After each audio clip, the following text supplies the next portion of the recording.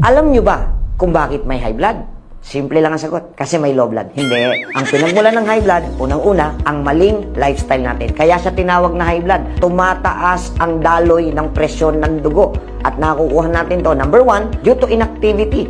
Number 2, sa pagkain ng matatabang pagkain na nagdudulot ng plaques para humarang sa daluyan ng dugo. Ngayon, anong pinakamagandang remedy? Number 1, bring back the activity in your lifestyle. Number 2, iwasan natin ang mga matataas na mataba at makolesterol na pagkain. Number 3, sundin natin ang natutunan nyo na 7 doctors.